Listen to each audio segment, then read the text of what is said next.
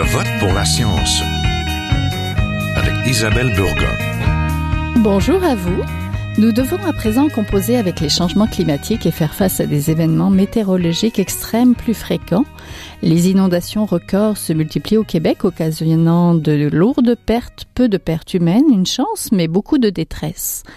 L'un des problèmes importants que nous devons affronter est l'érosion côtière.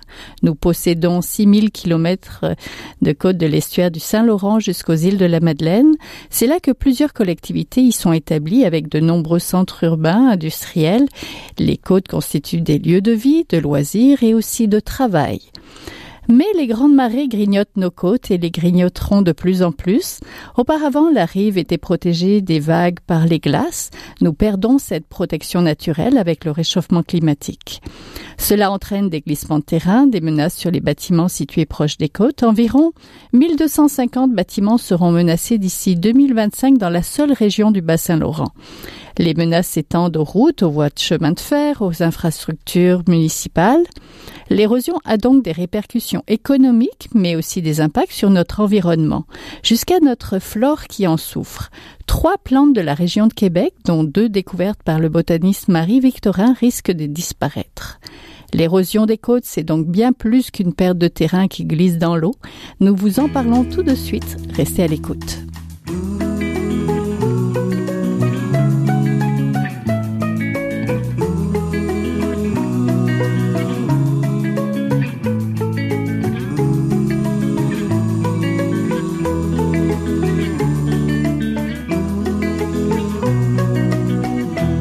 Pour nous parler du phénomène d'érosion que nous vivons ici, mais aussi tout autour de la planète, nous rejoignons le professeur Guillaume Marie, professeur de géographie à l'Université du Québec à Rimouski. Bonjour.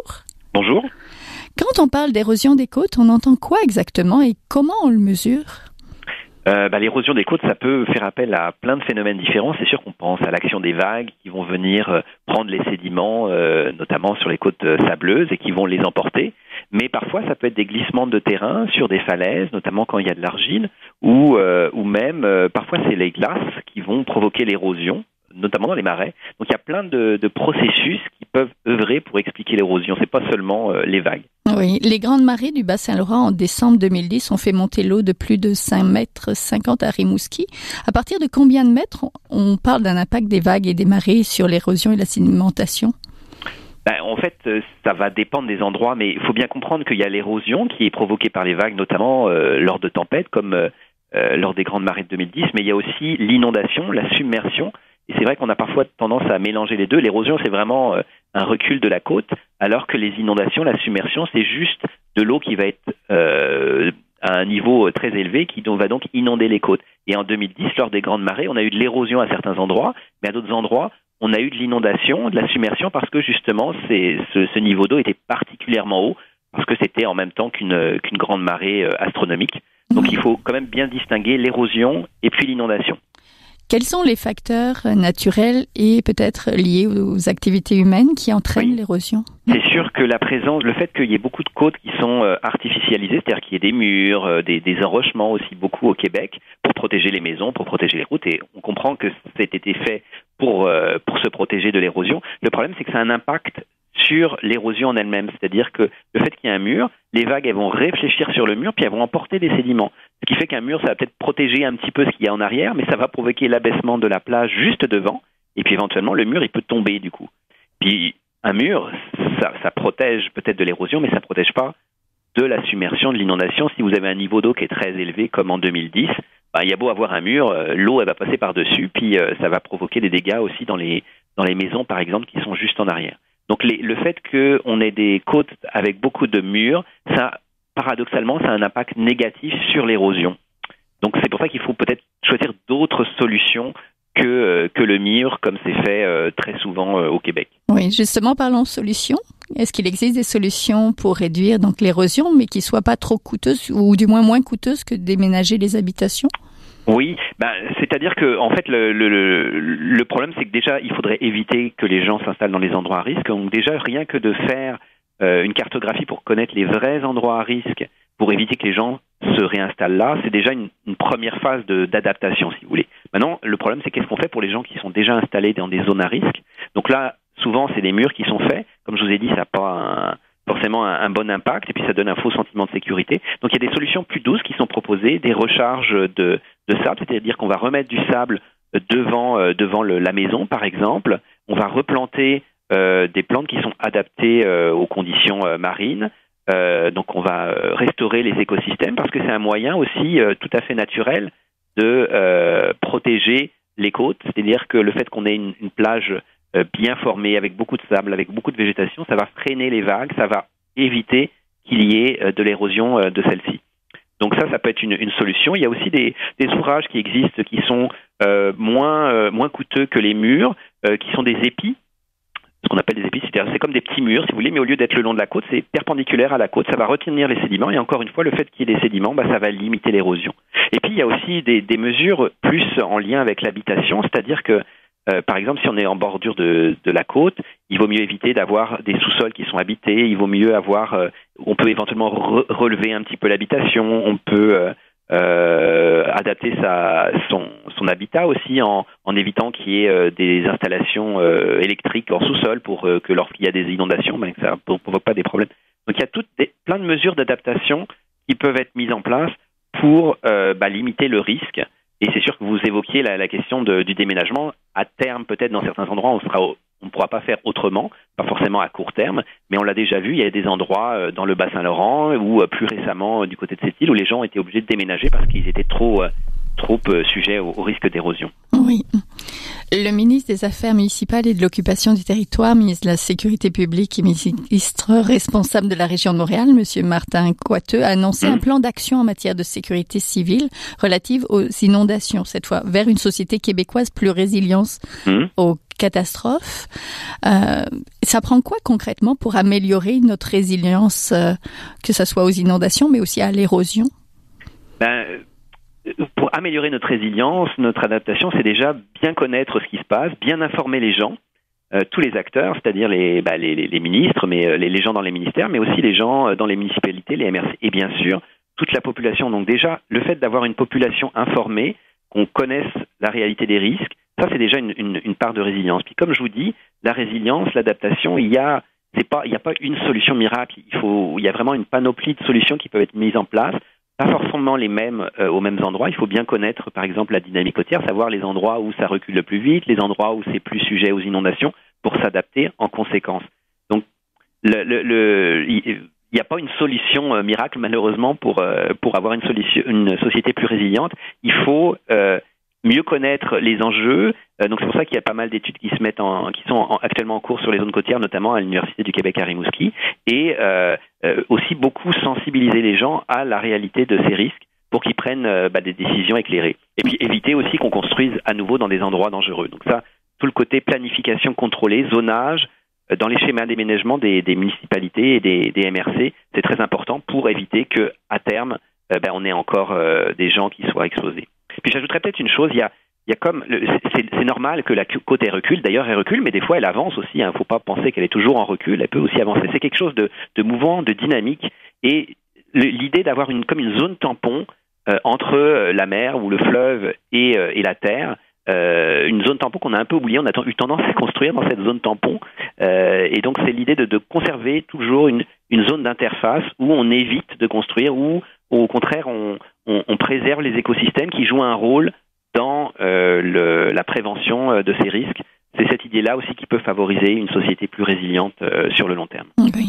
Et qui joue un rôle aussi pour nous protéger, nous et notre habitation. Merci beaucoup. On était en compagnie je vous remercie pour l'invitation. De professeur Guillaume Marie, professeur de géographie à l'Université du Québec à Rimouski. Merci. Au revoir. Vous êtes toujours à Je vote pour la science, là où la science rencontre la politique, une émission produite par l'agence Science Presse. Vous pouvez visiter son site internet au sciencepresse.qc.ca.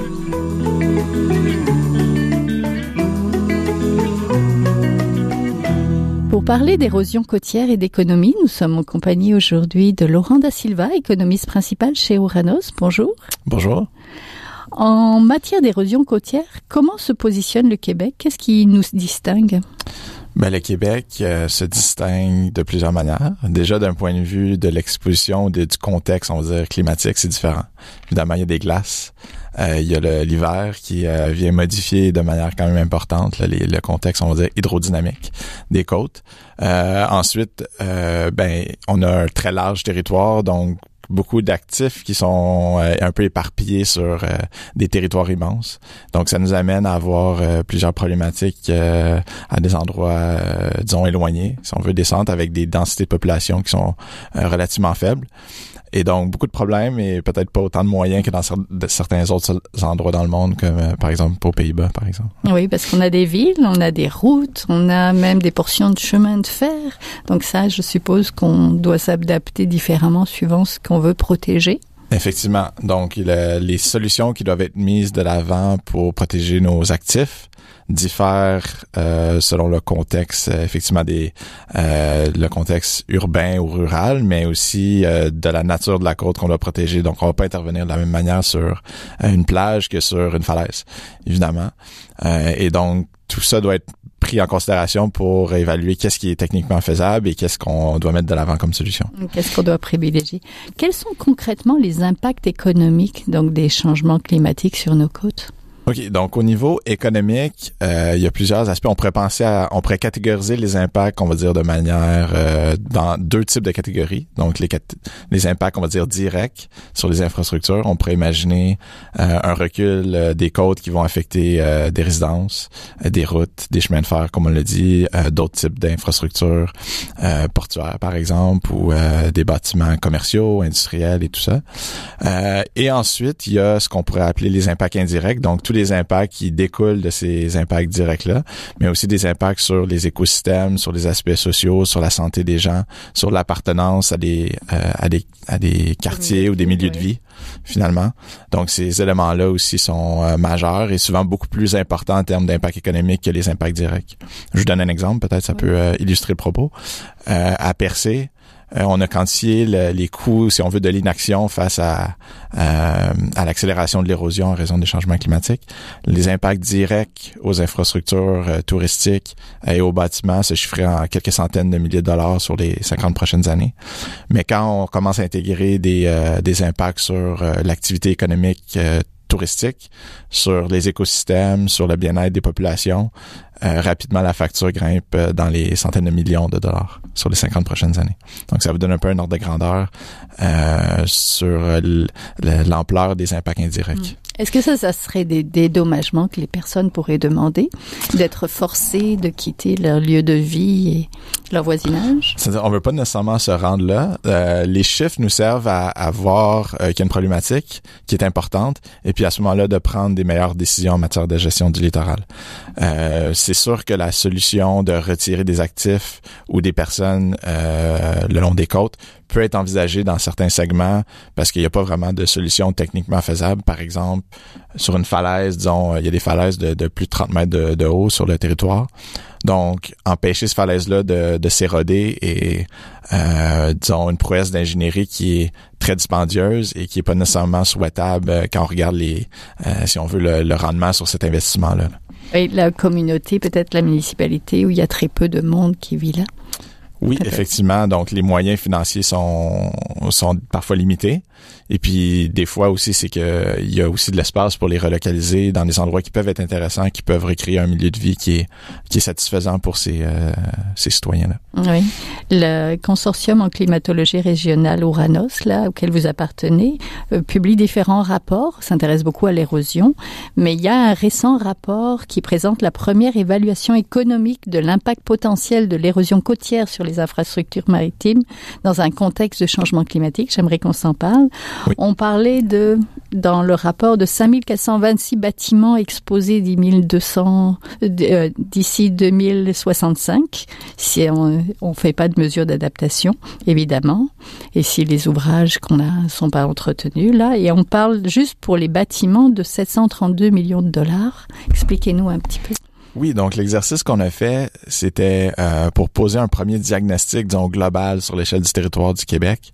L'idée, c'était de vraiment projeter de manière linéaire, si on veut, les taux d'érosion les plus probables en contexte de changement climatique, puis de littéralement compter un par un les bâtiments qui seraient menacés ou les tronçons de route et les tronçons de chemin de fer. Donc, c'est un exercice vraiment de moine et qui a pris énormément de temps. On a travaillé avec les gens à l'Université du Québec à Rimouski, donc l'équipe de Pascal Bernatchez qui a fait tout le travail, si on veut, de projection des taux d'érosion. Et puis, on rajoutait une couche d'information économique qui est de quantifier la valeur de ces actifs à risque-là. Juste pour mettre en contexte ces chiffres-là, on parle d'un total d'1,5 milliard de dollars de dommages sur les 50 prochaines années, donc d'ici 2065. Par contre, on s'est intéressé dans cette étude-là seulement aux dommages qui sont en lien avec l'érosion des côtes. Donc, on sait que au niveau des zones côtières, il y a deux phénomènes qui sont vraiment importants, donc l'érosion et la submersion. La submersion est un problème qui va amener des dommages récurrents à chaque tempête, si on veut. L'érosion va amener un recul graduel de la côte et faire des dommages, disons, ponctuels à des bâtiments. Donc, quand on intègre des dommages de submersion, évidemment, ce 1,5 milliard de dommages-là pourrait devenir beaucoup plus important. C'est un exercice qu'on n'a pas fait parce que c'est un exercice de modélisation qui est beaucoup plus complexe et pour le moment, on n'a pas nécessairement les connaissances pour faire ça à l'échelle du Québec. Oui, vous êtes intéressé à 6 municipalités, à différentes portions de plage. Expliquez-nous, ça doit être très différent d'un côté à l'autre, là. Je sais que votre beau graphique allait du vert au rouge, puis qu'il y avait certaines régions comme la Grave, là, par exemple, qui étaient dans le rouge. OK, donc effectivement, après avoir établi un portrait à l'échelle du Québec, on s'est vraiment concentré sur 5 municipalités, où on est allé vraiment plus en profondeur sur la compréhension des impacts attendus. Tantôt, je parlais des impacts directs et indirects, mais là, on est allé les quantifier, ces impacts-là. Autant pour l'érosion que pour la submersion. Et dans ces 5 municipalités-là, ce qu'on a fait, c'est ce qu'on appelle des analyses coût-avantage ou des analyses de rentabilité, si on veut, de l'adaptation au changement climatique. Grosso modo, ce qu'on fait, c'est qu'on va comparer différentes mesures d'adaptation puis voir c'est laquelle qui est la plus intéressante quand on intègre tous les dommages potentiels et les impacts des mesures d'adaptation en elles-mêmes. Et donc, ultimement, à la fin de ce type d'analyse-là, ce qu'on va faire, c'est qu'on va faire des recommandations sur chaque tronçon de côte, quelle est la mesure la plus rentable économiquement à mettre en place sur ce territoire. Et donc, effectivement, au total, 25 analyses coût-avantage ont été réalisées sur 25 tronçons de côte. Et puis, certains endroits, il y a comme 5 types de catégories, si on veut, des résultats, de certains endroits où c'est impensable de pas intervenir. C'est-à-dire que vraiment, les dommages anticipés étaient tellement importants qu'il faut absolument prioriser ces tronçons-là et intervenir rapidement pour éviter des dommages futurs causés par l'érosion et la submersion. Donc, d'un point de vue d'investissement d'argent public dans des infrastructures de protection ou d'autres types de mesures côtières, c'est vraiment des priorités. Et dans d'autres segments, les résultats étaient un peu plus nuancés. Et donc, ça allait de segments où on devait absolument intervenir jusqu'à d'autres endroits où peut-être la meilleure solution à ce moment-là, c'était de retirer des actifs puis laisser finalement progresser la mer là, au fil du rehaussement marin et des tempêtes parce que lutter contre la mer finalement coûterait plus cher que simplement accepter de donner un espace de liberté finalement à la mer. Retirer des actifs, c'est-à-dire reculer l'humain des côtes Exactement. Et les infrastructures et les villes se reculer finalement pour laisser un petit peu la place à ce qui arrive. Vous parlez d'adaptation, j'aimerais savoir un petit peu quel genre d'adaptation on peut faire. Je suppose que ça dépend de terrain, mais oui. On parlait d'enrochement, on parlait de différentes choses, différents moyens. Donc, oui, effectivement, dans les différents segments de côte qu'on a étudiés, il y a une panoplie de mesures qui sont possibles. En fait, il n'y a pas juste une mesure qui est techniquement faisable. Puis l'idée, c'est de faire des propositions qui sont cohérentes avec les actifs qui sont à risque, la dynamique côtière, le contexte environnemental et le type de côte, évidemment. Donc, pour chacun des tronçons, on a regardé entre 2 et 5 mesures qui peuvent aller justement du retrait des résidents ou des résidences ou des actifs jusqu'à des mesures, on va dire, de vraiment rigidification des côtes ou maintien de la ligne de rivage, on va appeler. Donc, ça, c'est des mesures plus en lien avec de l'ingénierie lourde. On parle de murs, d'enrochement, ce type de mesures-là qui viennent vraiment fixer le trait de côte. Après, il y a entre ces deux mesures-là, on va dire extrêmes, il y a toute une série de possibilités qui sont, par exemple, des recharges de plage, qui sont des mesures d'ingénierie douce qu'on va appeler, ou des mesures comme en RIPRAP ou d'autres types de mesures comme des épis, par exemple. Donc, on a regardé cette gamme complète, on va dire, de mesures-là et on les a comparées entre elles pour les 25 tronçons de côte. Plus ou moins coûteuses et plus ou moins efficaces, je suppose? Effectivement, ils ont chacun un coût au mètre linéaire, généralement, et une certaine efficacité. Ils ont aussi des implications au niveau de l'entretien. Donc, souvent un mur, on met ça en place et puis, bon, on assume qu'on est bon pour 30, 40, 50 ans. Par contre, une recharge de plage où on va, en fait, remettre du matériel, soit du sable, des galets. Évidemment, il faut faire un suivi, disons, annuel ou biannuel pour essayer de voir, comment évolue la côte. Est-ce qu'on doit rajouter du matériel? Est-ce qu'on doit refaire, disons, la pente de l'ouvrage? Ou donc, ça nécessite un peu un changement de mentalité au niveau de la gestion des côtes parce que on a peut-être l'habitude de mettre en place des structures qu'on n'a plus besoin de s'occuper pendant les 30 prochaines années. Et donc, ça veut dire aussi qu'on n'a pas besoin de mettre de l'argent de côté pour éventuellement les entretenir. Mm-hmm. Quand on parle de mesures d'ingénierie douce, ça implique de garder des fonds pour éventuellement entretenir ces mesures-là, réajuster, voir finalement est-ce que le rehaussement marin est plus important ou moins important que prévu et donc faire des ajustements en conséquence. Et donc ça, c'est un changement de mentalité quand même important au niveau de la gestion des zones côtières. Une dernière question rapidement. Est-ce qu'on peut s'inspirer d'autres pays, comme par exemple les Pays-Bas, pour justement mettre en place ici des choses qui pourraient être innovantes et qui pourraient peut-être être efficaces et pas trop chères? Oui, c'est clair qu'il y a des pays, en particulier en Europe, qui ont, disons, un historique de vivre sur le bord de la mer et donc qui ont développé des façons de réfléchir les mesures de protection qui sont beaucoup plus avancées que nous, je dirais. Et donc, plusieurs décennies, selon moi, d'avance. On parle des Pays-Bas, on parle de l'Angleterre. Aux Pays-Bas, par exemple, ils ont appelé, ils ont développé un projet qui s'appelle le Sand Motor. Okay, qui était une espèce de recharge de plage immense, qui est essentiellement de remettre du sable, mais mettre en place une espèce de réserve gigantesque de sable qui va, au fil des années, se répartir sur l'ensemble du territoire puis protéger des dizaines de kilomètres de côte de manière naturelle. C'est super intéressant pour les auditeurs. Si vous pouvez taper ça dans Google, puis vous allez voir, il y a une petite vidéo explicative. C'est vraiment impressionnant comme stratégie. Puis en fait, on retourne à un système qui est plus naturel, plus en équilibre, plus résilient face au changement climatique. À la nature. Hein? Exactement. Ouais. Je vous remercie beaucoup. On était en compagnie donc de Laurent Da Silva, économiste principal chez Ouranos. Merci beaucoup.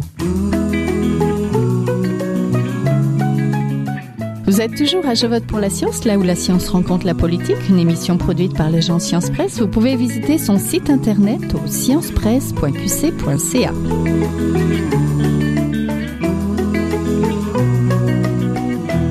C'est le temps de notre chronique. On retrouve Alexis Rimbaud, chercheur et chargé de cours au département de physique de l'Université de Sherbrooke et vulgarisateur scientifique. Bonjour.